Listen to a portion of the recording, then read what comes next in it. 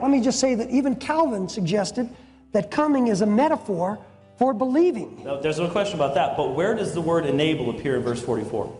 Can come. And in fact, I remember in your book you point this out. No one is able to come. That's true. Right. But it does not say he is enabled. It says, unless the Father who sent me draws him, and I will raise him up on the last day. The drawing results in being raised up. No, that is not what it says. It says that no one can come to me, and almost all Calvinist commentaries say the can is enabling. It is not inevitable that you will come. It's an enabling. Could you name one that confuses ability with enablement? Ability and enablement is the same. You mentioned my own book. I never said anything about enablement. Okay, I said no man has the ability. Ability and enablement, unless you have a different definition, when somebody is able to do something, or if somebody's been unable to do something, they are now able to do it. Okay, you said that between these two hymns you have to come. Who comes to Christ according to John 6:37? Well, only those who are enabled come to him, and those that the Father has given to him. Okay, I didn't understand that. And according to verse 37, all the Father gives me will come to me. Who is given by the Father to the Son? Those who believe. Not unbelievers, but believers. Would you agree with that? So, God gives those that he foresees will believe to the Son? Well, of course he foresees everything, but I'm not saying he gives him the Son because he foresees. The fact that God enables people to do something, but they still must do it. He enables us to believe, but we still must believe. Didn't you just say that coming is a metaphor for believing? Exactly. And isn't the giving of the Father here what results in their coming to Christ? No, that is not. Coming to Christ is putting your faith in him. I understand that, but just on a simple grammatical level, which action in verse 37 comes first? The giving of the Father to the Son or the coming to Christ? Well, I don't think there is a chronological order. I think there's two things that are true. Only those that the Father gives to the Son come to the Father, but only those who believe does the Father give to the Son. Now, the other option is to say that he gives unbelievers to the Son, and if you want to say that, I'm happy with that. No, I'm just. You don't believe that there is any temporal priority here between the Father giving and people coming. All the Father gives me will come to me. That's right. All that I give $10 to will buy books at Stand to Reason. No. Which action comes first? Well, what I'm saying here, and I think it speaks for itself, that those who he enables to come do come. Those who believe in him, he gives to the Son. If you want to say the opposite, that he gives unbelievers to the Son, you can say it. But all the questioning on this isn't going to change that. You had said earlier that the Calvinist position is that Christ's blood is worthless to all but the elect. I'm saying that's the Calvinist position, yes. That's Calvinist. Except in a common, perhaps some side benefits. That's what I've heard Calvinists say. Is it not your understanding that, in fact, the Reformed position is that it was Christ's intention to redeem his people upon the cross? That's right, which would be the equivalent of what I've said.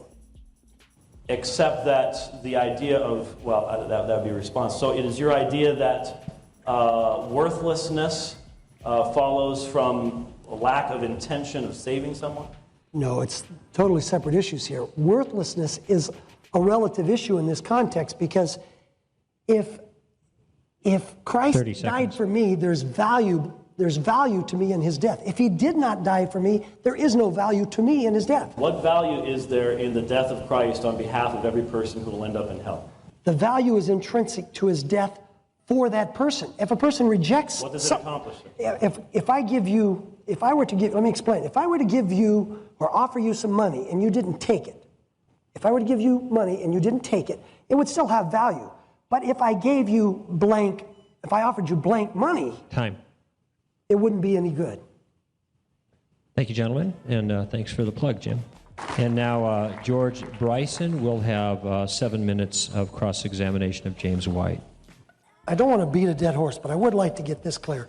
Do you believe that the Father gives to the Son unbelievers? Of course. No, the ones mentioned in 6:37 are the elect of God. All the Father gives me will come to me. God gives a specific people to the Son, and as a result, every single one of them will come to Christ. But which is the order? We're talking about temporal order here. Does he give the unbeliever to the Son as an unbeliever, or irrelevant to his faith? Well, you're confusing two categories here. You're using the term unbeliever. Before I was born, I guess you could call me an unbeliever. I'm talking about the elect here. The elect experience faith as it is given to them, as described in Philippians 1:29, at a particular point in time in their life. But they are given as a people by the Father to the Son, and the result of their being given is that we infallibly come to Christ. So, if I'm right, I still understand you, using your logic, that these people who are unbelievers are given, past, in eternity or present, they are given to the Son irrelevant of their faith or unrelated to their faith. The elect are chosen, according to Ephesians chapter 1, based upon God's own purpose and grace, not upon a foreseen faith or fulfillment of condition on their part. Now, these are elect unbelievers. Well, every single person of the elect, sir, is described in Ephesians chapter 2 as being a child of wrath until that glorious point in time when God regenerates them and draws them unto So he gives them these children of wrath. He gives the children of wrath, the unbelievers, the spiritually dead, the totally depraved. He gives them to the Son. The elect are given the Son before they even exist, yes. Okay, that's all I wanted to know. Made it very clear. I wanted to make a comment and get a response to it. As I understand sovereignty, sovereignty tells us what God can do. God can do everything he so desires, so pleases. Now, all of us agree God can't make a square circle, or he can't build a rock so heavy he can't lift it. These are silly assertions. But we all believe sovereignty is about what God can do. Could God, now I'm not saying, as a Calvinist, I'm not asking you to make a false confession here, but could God require a man to believe and retain his sovereignty as a condition of salvation? Okay, The command to believe and repent is universal. Okay, but that's a command he can't keep or a condition he can't meet. I'm talking about could God, let me restate it then because I need to clarify. Is it possible for the sovereign God, I will admit, first of all, that God could require nothing. He could choose to save people without faith. My question is he able to retain his sovereignty and require an unregenerate man to believe in order so that he can become